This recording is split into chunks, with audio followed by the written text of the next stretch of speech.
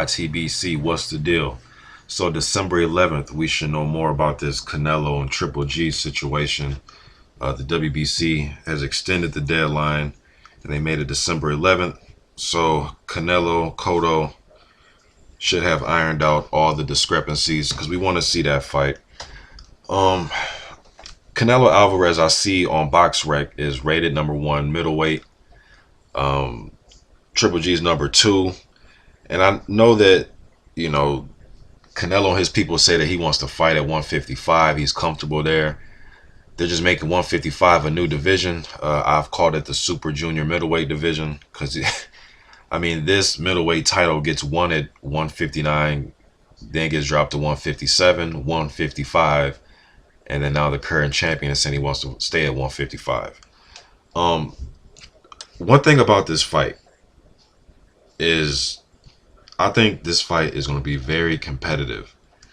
I think if Canelo fights Triple G, this will be the best opponent that Triple G has fought by far. Now, some people may disagree. You may think it's Murray. You may think just because of the style, other guys had a better style than Canelo. I think Canelo is just not only style, technique, power, resume, um, how much star power he brings to the fight. He is the best fighter that Triple G will have as an opponent in his career thus far. I think Canelo is more battle tested than we give him credit for. Now, no matter what you think about his fights with Cotto, or you may think he lost to Lara, you may think he lost to Trout, or you may think Mosley was old as dirt. No matter what you think about any of these guys, the fact is he was put in there in these fights between the ages of 21 and 25 years old, and he was able to prevail in pretty much all the fights. At the end of the fight in history, these fights will go down as wins. There's not going to be an asterisk next to the Lara. It's just going to be a win. Now, no matter what you think about it, that's your opinion, but the facts are these are wins. I thought the Trout fight was a draw. People thought I was out of my mind, but I thought that fight was a draw. But still, they have him down as beating Trout. Now, Cotto, Kirkland, Lara, Trout, Mayweather, Lopez, Mosley, Cintron, Gomez, Indu, Angulo, Baldomir. Those are all good wins in my opinion. People make fun of a win like, let's say, Gomez. Oh, who the fuck is Gomez? Like, well, I mean, Gomez isn't a complete scrub. Shit, he beat Soto Carras. I see people give Keith Thurman credit for it. Gomez don't get credit for beating Soto Carras. He beat Gotti and Castillo and Brinkley. Shit, Brinkley beat, who did Brinkley beat? Curtis Stevens. I know he lost to Butte and he lost to Peter Quillen, but shit, you got to give him credit for those wins. And then Mosley, and we know the other guys, Mayweather. So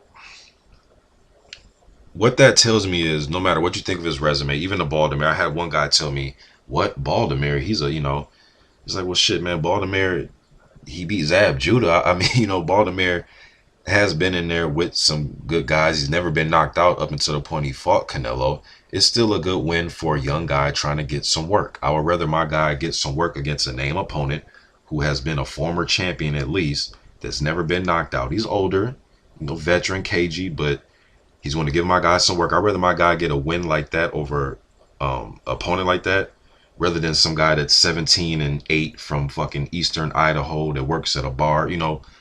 I would want him in there with a Baltimore, and it's to see what he does against a guy like that.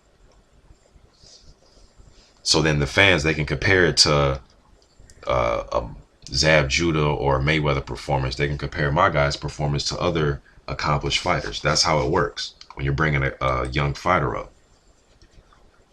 So I think he's battle tested at 25 years old. I mean, you're not going to get no more, battle tested than the guys that he's already fought as far as styles.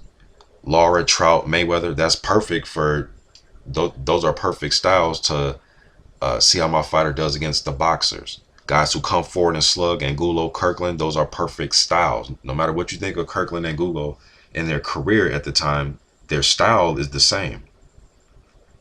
If there's a guy that has at least a puncher's chance, there's no greater guy than a Shane Mosley right now at this point in his career, or even back when Canelo fought him. Cintron, the same with him. Gomez, a rough guy, has been in there, been ups and downs. That's another good win. Indu, a guy's never been knocked out. Canelo, I don't know. Canelo couldn't stop him. So you want to test your guys. Now, could Charlo or Andrade or Thurman or Porter, if we put those guys against the same schedule and lineup that Canelo had, could they go undefeated? Could they win all those fights? I don't know. Should they may lose two or three of those? They may just maybe lose to Mayweather. Maybe they beat Mayweather.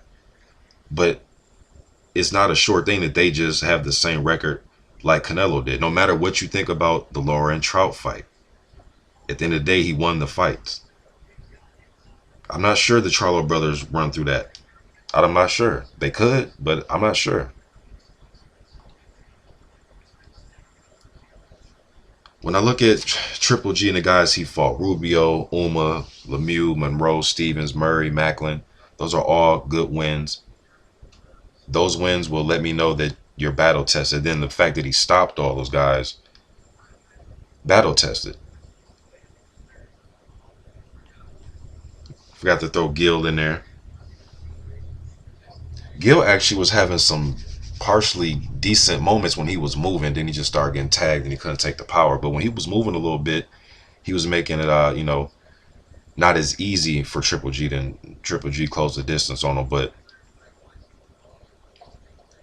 when you beat them, Gil and Murray and Macklin, Stevens, Monroe, Lemieux, you're battle tested. And I know Canelo on his side, they want this fight. Well, at least we've been hearing this far that they want the fight at 155. We look at these guys' weights and their heights and their reaches. I mean, these guys are around the same size. You know what I mean? Triple G is 5'10 and a half, 70-inch reach. Canelo's 5'9 with a 70.5-inch reach. He's 25 years old. He's a growing young man. You know what I mean? Like, he's going to keep growing. He's not going to stay at 155 in the next 3 or 4 years. He's going to get bigger. He may end his career at 168 when it's all said and done. Who knows? Triple G at 33. He comes in fight night, 170, 172? I know for the Triple G Lemieux fight at the 30-day weigh-in, he was 165. He weighed in at 159.4, and then the IBF had a same-day weigh-in. He weighed in at 168.6. Canelo at the 30-day weigh-in for Cotto weighed in at 167.8. For the 7-day weigh-in, he was at 160.2. I mean, you know what I mean? So Triple G isn't this huge middleweight. He got dynamite in his hands, from the eye test and from him stopping 22 straight guys. He has dynamite in his hands so far.